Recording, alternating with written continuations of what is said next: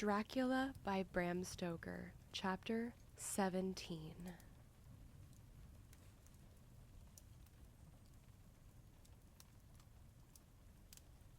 Dr. Seward's diary continued.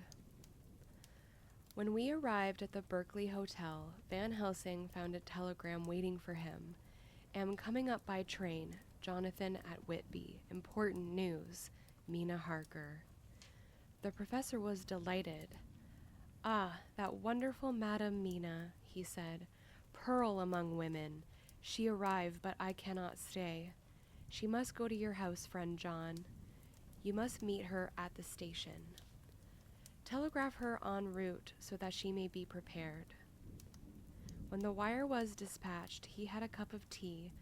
Over it he told me of a diary kept by Jonathan Harker when abroad, and gave me a typewritten copy of it, as also of Mrs. Harker's diary at Whitby. Take these, he said, and study them well.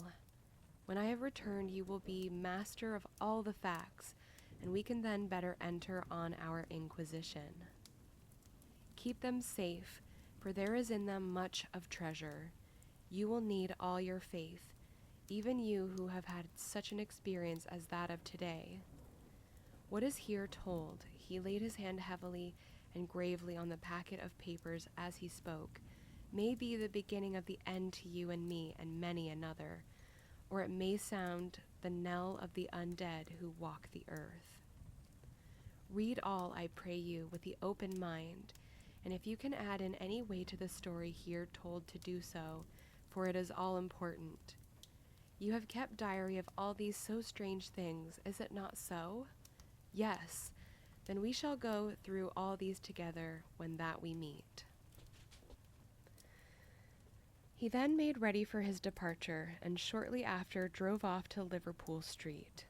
I took on my way to Paddington, where I arrived about 15 minutes before the train came in. The crowd melted away after the bustling fashion common to arrival platforms, and I was beginning to feel uneasy, lest I might miss my guest, when a sweet-faced, dainty-looking girl stepped up to me, and after a quick glance said, "Dr. Seward, is it not?" "And you are Mrs. Harker," I answered at once, whereupon she held out her hand.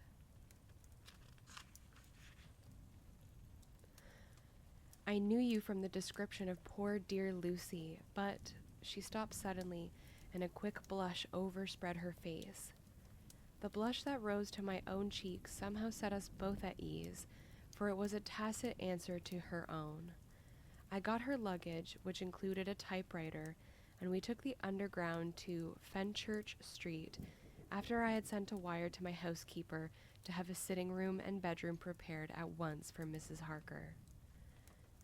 In due time we arrived.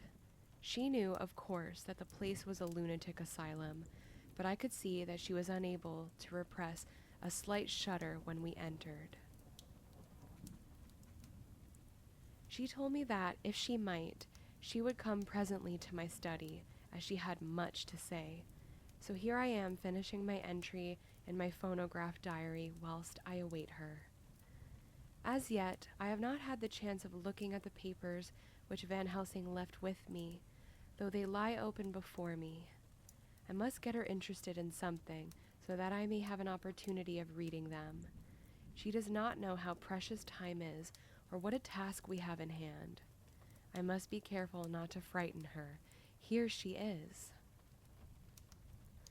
Mina Harker's Journal, 29th September. After I had tidied myself, I went down to Dr. Seward's study. At the door I paused a moment, for I thought I heard him talking with someone. As, however, he had pressed me to be quick, I knocked at the door, and on his calling out, "Come in," I entered. To my intense surprise, there was no one with him. He was quite alone, and on the table opposite him was what I knew at once from the description to be a phonograph. I had never seen one, and was much interested. "I hope I did not keep you waiting," I said, "but I stayed at the door as I heard you talking, and thought there was someone with you." "Oh," he replied with a smile, I was only entering my diary. Your diary? I asked him in surprise. Yes, he answered. I keep it in this. As he spoke, he laid his hand on the phonograph. I felt quite excited over it and blurted out, "Why, this beats even shorthand. May I hear it say something?" "Certainly," he replied with alacrity, and stood up to put it in train for speaking. Then he paused, and a troubled look overspread his face. "The fact is," he began awkwardly, "I only keep my diary in it, and as it is almost entirely, about my cases, it may be awkward. That is, I mean—" He stopped, and I tried to help him out of his embarrassment. "You helped to attend dear Lucy at the end. Let me hear how she died. For all that I can know of her, I shall be very grateful. She was very, very dear to me." To my surprise, he answered with a horror-struck look in his face, "Tell you of her death? Not for the wide world." "Why not?" I asked, for some grave, terrible feeling was coming over me. Again he paused, and I could see that he was trying to invent an excuse. At length he stammered out, "You see, I do not know how to pick out any particular part of the diary." Even while he was speaking, an idea dawned upon him, and he said with unconscious simplicity, in a different voice, and with the naivety of a child, "That's quite true, upon my honor. Honest Indian." I could not but smile, at which he grimaced. "I gave myself away that time," he said. "But do you know that, although I have kept the diary for months past, it never once struck me how I was going to find any particular part of it in case I wanted to look it up?" By this time my mind was made up that the diary of a doctor who attended Lucy might have something to add to the sum of our knowledge of that terrible being, and I said boldly, "Then, Dr. Seward, you had better let me copy it out for you on my typewriter." He grew to a positively deathly pallor as he said, "No, no, no. For all the world, I wouldn't let you know that terrible story." Then it was terrible. My intuition was right. For a moment I thought, and as my eyes ranged the room, unconsciously looking for something or some opportunity to aid me, they lit on the great batch of typewriting on the table. His eyes caught the look in mine, and without his thinking, followed their direction. As they saw the parcel, he realized my meaning. "You do not know me," I said. "When you have read those papers, my own diary, and my husband's also, which I have typed, you will know me better. I have not faltered in giving every thought of my own heart in this cause, but, of course, you do not know me, yet, and I must not expect you to trust me so far." He is certainly a man of noble nature. Poor dear Lucy was right about him. He stood up and opened a large drawer, in which were arranged in order a number of hollow cylinders of metal covered with dark wax, and said, "You are quite right. I did not trust you because I did not know you, but I know you now, and let me say that I should have known you long ago. I know that Lucy told you of me. She told me of you too. May I make the only atonement in my power? Take the cylinders and hear them. The first half-dozen of them are personal to me, and they will not horrify you. Then you will know me better. Dinner will be by then ready. In the meantime, I shall read over some of these documents, and shall be better able to understand certain things." He carried the phonograph himself up to my sitting room and adjusted it for me. "Now I shall learn something pleasant, I am sure, for it will tell me the other side of a true love episode, of which I know one side already." Dr. Seward's Diary, 29th September. I was so absorbed in that wonderful diary of Jonathan Harker and that other of his wife that I let the time run on without thinking. Mrs. Harker was not down when the maid came to announce dinner, so I said, "She is possibly tired. Let dinner wait an hour," and I went on with my work. I had just finished Mrs. Harker's diary when she came in. She looked sweetly pretty, but very sad, and her eyes were flushed with crying. This somehow moved me much. Of late, I have had cause for tears, God knows, but the relief of them was denied me, and now the sight of those sweet eyes, brightened with recent tears, went straight to my heart. So I said, as gently as I could, "I greatly fear I have distressed you." "Oh no, not distressed me," she replied, "but I have been more touched than I can say by your grief. That is a wonderful machine, but it is cruelly true. It told me in its very tones the anguish of your heart. It was like a soul crying out to Almighty God. No one must hear them spoken ever again. See, I have tried to be useful. I have copied out the words on my typewriter, and none other need now hear your heartbeat as I did." "No one need ever know, shall ever know," I said in a low voice. She laid her hand on mine and said very gravely, "Ah, but they must." "Must? But why?" I asked. "Because it is a part of the terrible story, a part of poor dear Lucy's death and all that led to it. Because in the struggle which we have before us to rid the earth of this terrible monster, we must have all the knowledge and all the help which we can get. I think that the cylinders which you gave me contained more than you intended me to know, but I can see that there are in your record many lights to this dark mystery. You will let me help, will you not? I know all up to a certain point, and I see already, through your diary, only took me to 7th September, how poor Lucy was beset, and how her terrible doom was being wrought out. Jonathan and I have been working day and night since Professor Van Helsing saw us. He has gone to Whitby to get more information, and he will be here tomorrow to help us. We need have no secrets amongst us. Working together and with absolute trust, we can surely be stronger than if some of us were in the dark." She looked at me so appealingly, and at the same time manifested such courage and resolution in her bearing, that I gave in at once to her wishes. "You shall," I said, "do as you like in the matter. God forgive me if I do wrong. There are terrible things yet to learn of. But if you have so far traveled on the road to poor Lucy's death, you will not be content, I know, to remain in the dark. Nay, the end, the very end, may give you a gleam of peace. Come, there is dinner. We must keep one another strong for what is before us. We have a cruel and dreadful task. When you have eaten, you shall learn the rest, and I will answer any questions you ask. If there be anything which you do not understand, though it was apparent to us who were present."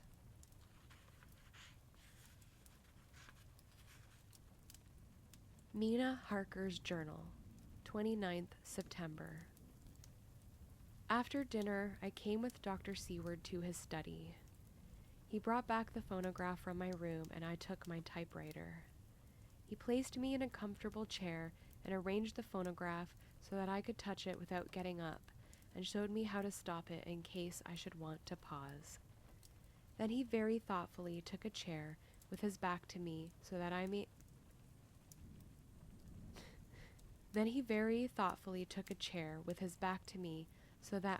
be as free as possible, and began to read. I put the forked metal to my ears and listened. When the terrible story of Lucy's death and all that followed was done, I lay back in my chair powerless. Fortunately, I am not of fainting disposition. When Dr. Seward saw me, he jumped up with a horrified exclamation, and hurriedly taking a case bottle from a cupboard, gave me some brandy, which in a few minutes somewhat restored me. My brain was all in a whirl, and only that there came through all the multitude of horrors the holy ray of light that my dear, dear Lucy was at last at peace. I do not think I could have borne it without making a scene. It is all so wild and mysterious and strange that if I had not known Jonathan's experience in Transylvania, I could not have believed. As it was, I didn't know what to believe, and so got out of my difficulty by attending to something else. I took the cover off my typewriter and said to Dr. Seward, "Let me write this all out now. We must be ready for Dr. Van Helsing when he comes. I have sent a telegram to Jonathan to come on here when he arrives in London from Whitby. In this matter, dates are everything, and I think if we get all our material ready and have every item put in chronological order, we shall have done much. You tell me that Lord Godalming and Mr. Morris are coming too. Let us be able to tell them when they come." He accordingly set the phonograph at a slow pace, and I began to typewrite from the beginning of the 7th cylinder. I used manifold, and so took 3 copies of the diary, just as I had done with all the rest. It was late when I got through, but Dr. Seward went about his work of going his round of patients. When he had finished, he came back and sat near me, reading, so that I did not feel too lonely whilst I worked. How good and thoughtful he is. The world seems full of good men, even if there are monsters in it. Before I left him, I remembered what Jonathan put in his diary of the professor's perturbation at reading something in an evening paper at the station at Exeter. So, seeing that Dr. Seward keeps his newspapers, I borrowed the files of the Westminster Gazette and the Pall Mall Gazette and took them to my room. I remember how much the Daily Graph and the Whitby Gazette, of which I had made cuttings, helped us to understand the terrible events at Whitby when Count Dracula landed. So I shall look through the evening papers since then, and perhaps I shall get some new light. I am not sleepy, and the work will help to keep me quiet.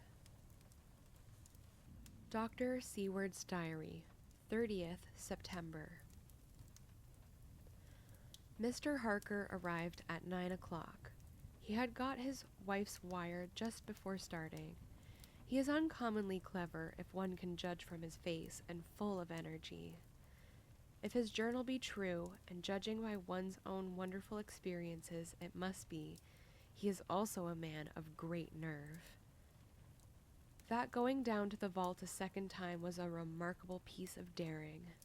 After reading his account of it, I was prepared to meet a good specimen of manhood, but hardly the quiet, business-like gentleman who came here today. Later. After lunch, Harker and his wife went back to their own room, and as I passed a while ago, I heard the click of the typewriter. They are hard at it. Mrs. Harker says that they are knitting together in chronological order every scrap of evidence they have. Harker has got the letters between the consignee of the boxes at Whitby and the carriers in London who took charge of them. He is now reading his wife's typed script of my diary. I wonder what they make out of it. Here he is. Strange that it never struck me that the very next house might be the Count's hiding place. Goodness knows that he had enough clues from the conduct of the patient Renfield. The bundle of letters relating to the purchase of the house were with the typescript.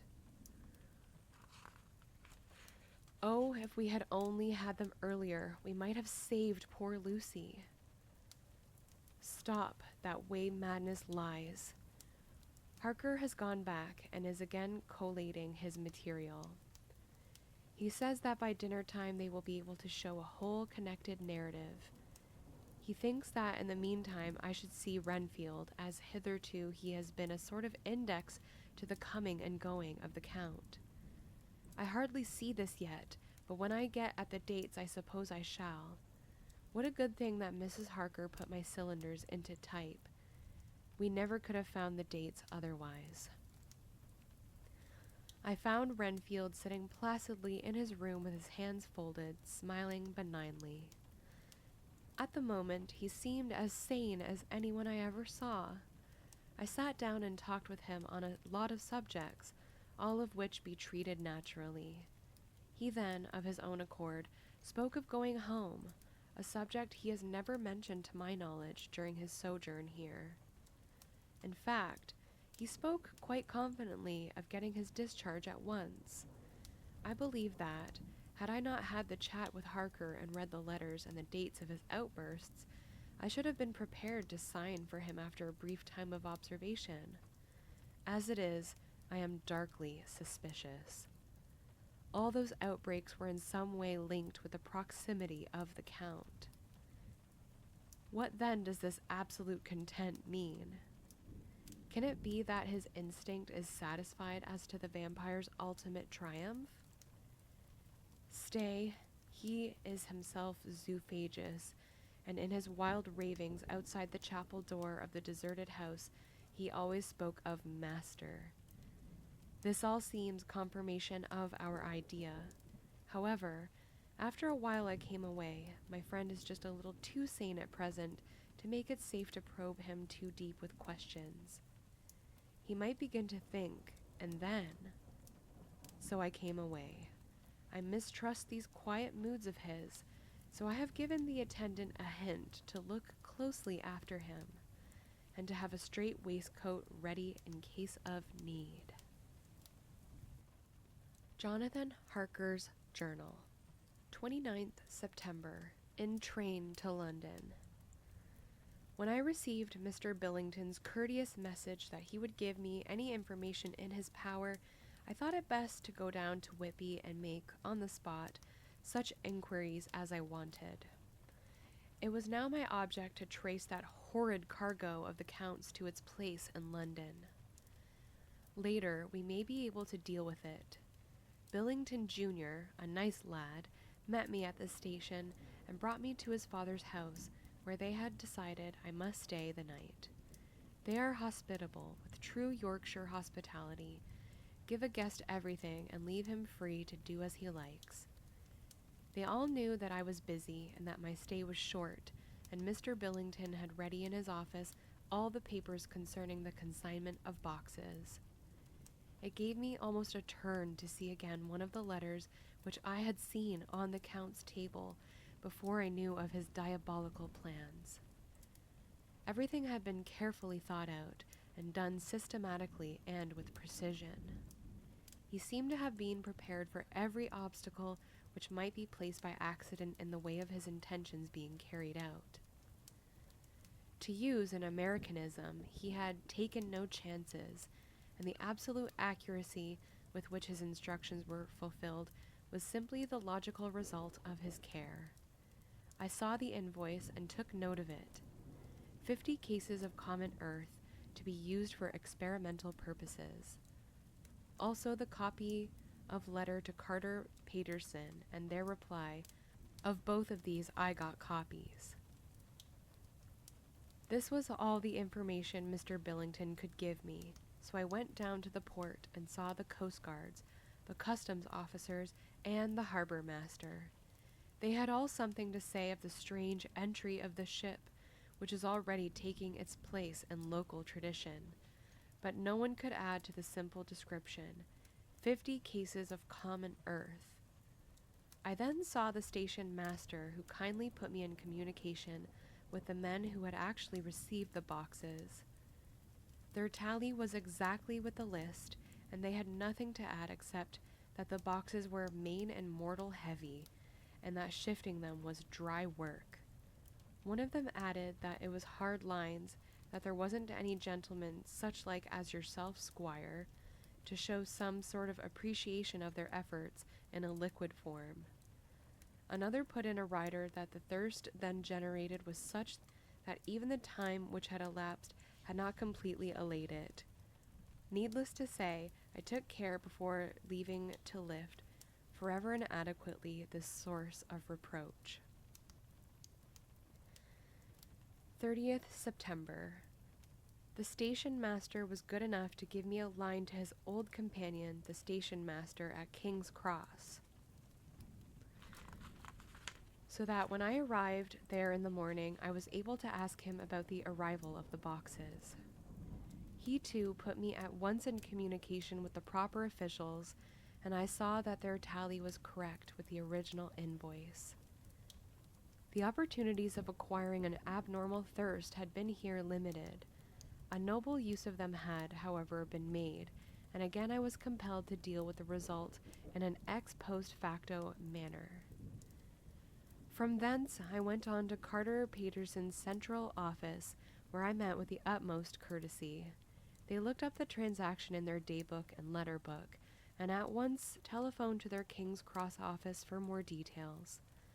By good fortune, the men who did the teaming were waiting for work, and the official at once sent them over, sending also by one of them the waybill and all the papers connected with the delivery of the boxes at Carfax. Here again I found the tally agreeing exactly. The carrier's men were able to supplement the paucity of the written words with a few details. These were, I shortly found, connected almost solely with the dusty nature of the job and of the consequent thirst engendered in the operators. On my affording an opportunity, through the medium of the currency of the realm, of the allaying at the later period this beneficent evil, one of the men remarked, "That 'ere 'ouse, governor, is the rummiest I ever was in. Blimey! But it ain't been touched since 100 years. There was dust that thick in the place that you might have slept on it without 'urtin' of your bones, and the place was that neglected that yer might have smelled old Jerusalem in it. But the old chapel, that took the kike, that did. Me and my mate, we thort we wouldn't never git out quick enough. Lor, I wouldn't take less nor a quid a moment to stay there after dark."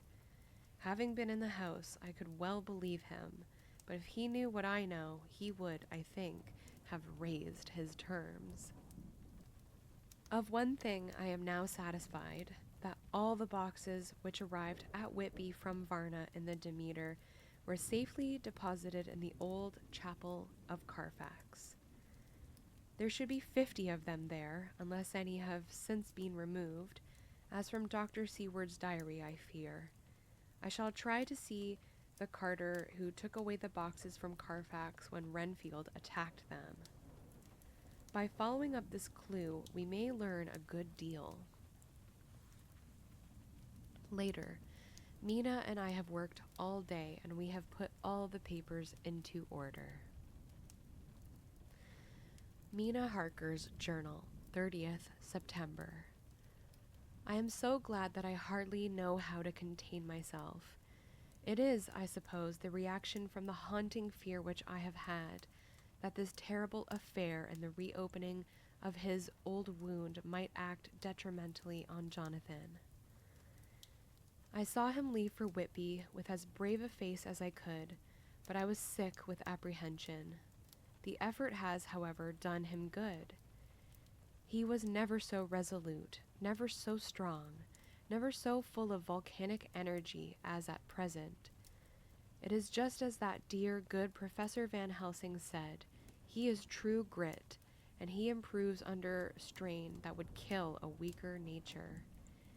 He came back full of life and hope and determination. We have got everything in order for tonight. I feel myself quite wild with excitement.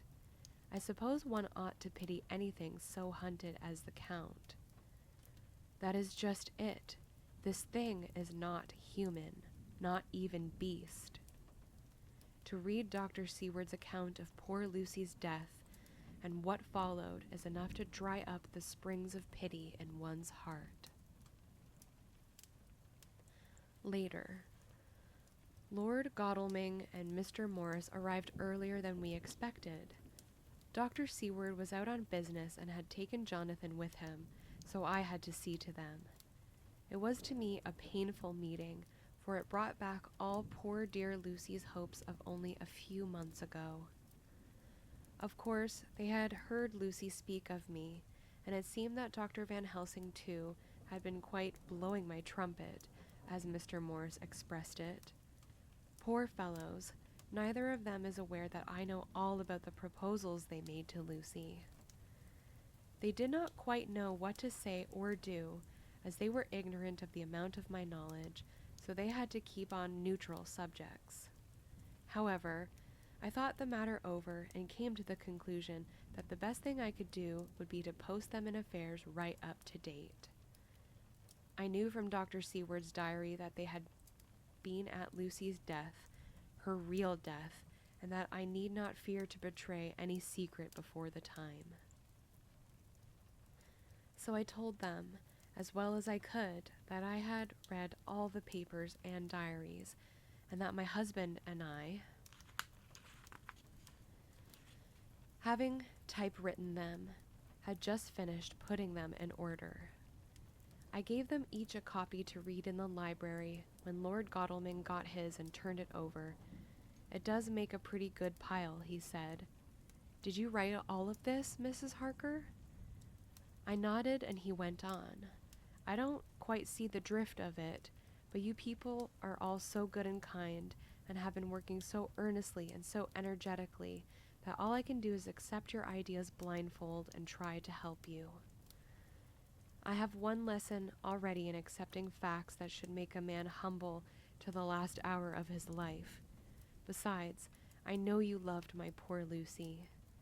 Here he turned away and covered his face with his hands. I could hear the tears in his voice. Mr. Morris, with instinctive delicacy, just laid a hand for a moment on his shoulder, and then walked quietly out of the room. I suppose there is something in woman's nature that makes a man free to break down before her and express his feelings on the tender or emotional side without feeling it derogatory to his manhood. For when Lord Godalming found himself alone with me, he sat down on the sofa and gave way utterly and openly. I sat down beside him and took his hand. I hope he didn't think it forward of me, and that if he ever thinks of it afterwards, he never will have such a thought. There I wrong him. I know he never will. He is too true a gentleman. I said to him, for I could see that his heart was breaking, "I loved dear Lucy, and I know that she was to you, and what you were to her. She and I were like sisters, and now she is gone. Will you not let me be like a sister to you in your trouble? I know what sorrows you have had, though I cannot measure the depth of them. If sympathy and pity can help in your affliction, won't you let me be of some little service for Lucy's sake?" In an instant the poor dear fellow was overwhelmed with grief. It seemed to me that all he had of late been suffering in silence found a vent at once. He grew quite hysterical, and raising his open hands, beat his palms together in a perfect agony of grief. He stood up and then sat down again, and the tears rained down his cheeks. I felt an infinite pity for him, and opened my arms unthinkingly. With a sob, he laid his head on my shoulder, and cried like a wearied child, whilst he shook with emotion. We women have something of the mother in us that makes us rise above smaller matters when the mother spirit is invoked. I felt this big, sorrowing man's head resting on me, as though it were that of the baby that some day may lie on my bosom, and I stroked his hair as though he were my own child. I never thought at the time how strange it all was. After a little bit his sobs ceased, and he raised himself with an apology, though he made no disguise of his emotion. He told me that for days and nights past, weary days and sleepless nights, he had been unable to speak with anyone, as a man must speak in his time of sorrow. There was no woman whose sympathy could be given to him, or with whom, owing to the terrible circumstances with which his sorrow was surrounded, he could speak freely. "I know now how I suffered," he said, as he dried his eyes, "but I do not know even yet, and none other can ever know, how much your sweet sympathy has been to me today. I shall know better in time, and believe me that, though I am not ungrateful now, my gratitude will grow with my understanding. You will let me be like a brother, will you not, for all our lives, for dear Lucy's sake?" "For dear Lucy's sake," I said as we clasped hands. "Aye, and for your own sake," he added, for if a man's esteem and gratitude are ever worth the winning, you have won mine today. If ever the future should bring to you a time when you need a man's help, believe me, you will not call in vain. God grant that no such time may ever come to you to break the sunshine of your life, but if it should ever come, promise me that you will let me know. He was so earnest, and his sorrow was so fresh, that I felt it would comfort him, so I said, I promise. As I came along the corridor, I saw Mr. Morris looking out of a window. He turned as he heard my footsteps. How is Art? He said. Then noticing my red eyes, he went on. Ah, I see you have been comforting him. Poor old fellow, he needs it. No one but a woman can help a man when he is in trouble of the heart, and he had no one to comfort him. He bore his own troubles so bravely that my heart bled for him. I saw the manuscript in his hand, and I knew that when he read it, he would realize how much I knew. So I said to him, I wish I could comfort all who suffer from the heart. Will you let me be your friend, and will you come to me for comfort if you need it? You will know later on why I speak. He saw that I was in earnest, and stooping, took my hand, and raising it to his lips, kissed it. It seemed but poor comfort to be so brave and unselfish a soul, and impulsively I bent over and kissed him. The tears rose in his eyes, and there was a momentary choking in his throat. He said quite calmly, Little girl, you will never regret that true-hearted kindness, so long as you ever live. Then he went into the study to his friend. Little girl, the very words he had used to Lucy, and oh, but he proved himself a friend. End of chapter 17.